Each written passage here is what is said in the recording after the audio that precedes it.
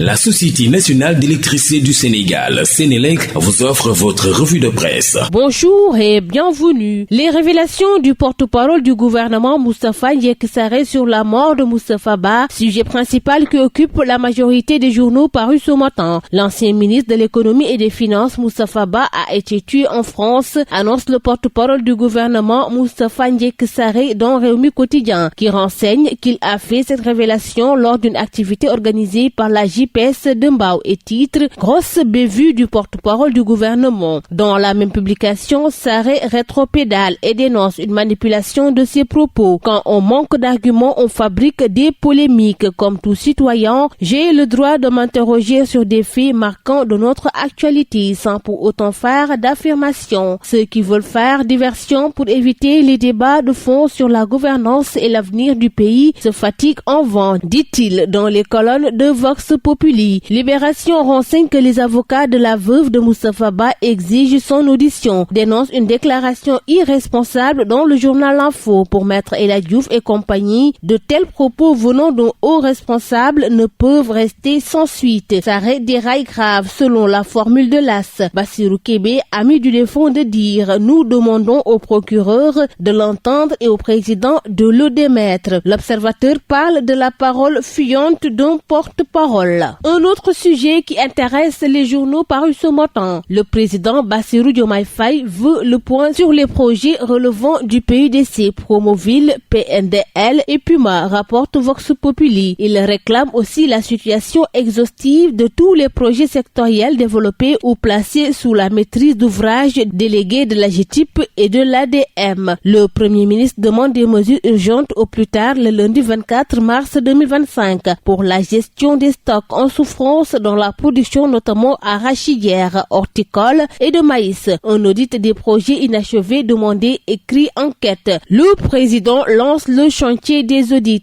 titre Le Soleil. Finalisation avant fin avril 2025 du document portant nouvelle politique de l'emploi. Pendant ce temps, Tahirou Sarr a été transféré au Cap Manuel, rapporte l'Observateur. Tout s'est joué entre le week-end et ce début de semaine. L'homme d'affaires passe d'une cellule de plus d'une vingtaine de détenus à un dortoir plus restreint. Le journal évoque la visite du directeur général et le sort de Farbangom. Réumi Quotidien s'est intéressé au contrat d'armement de 45 milliards de francs CFA. Nouvelle révélation explosive, s'exclame le quotidien du groupe Promo Consulting. À la page 5 du journal, l'on nous apprend que David Banzaken, signataire du contrat, était un prête-nom. Le nouveau régime saisit la justice. Au même moment, Yor-Yorui révèle un conflit foncier à Tivaouane-Peulh. 1085 familles vont debout contre la tentative d'accaparement de leurs terres par un commandant de gendarmerie. À la page 4 du journal, on apprend que les 1085 familles membres du collectif des victimes de démolition de Tivaouane-Peulh, regroupées en GIE dénommé Tivaouane-Peulh Recasement 2, réclament la régularisation des 20 hectares sur le titre foncier de l'État TF 6435 R, l'attribution de 20 hectares sur pôle urbain du Lac Rose et le paiement des dépenses d'un montant d'1,850 milliard de francs CFA après la démolition de leur maison en 2017. Les 712 familles recasées dans la commune de Tivaouane-Peulh-Niaga fustigent énergiquement la tentative d'accaparement de 3 hectares initialement prévue pour construire les services publics par le commandant de brigade de la gendarmerie de la localité Ibrahima Ndiaye et ses acolytes Elaj Sok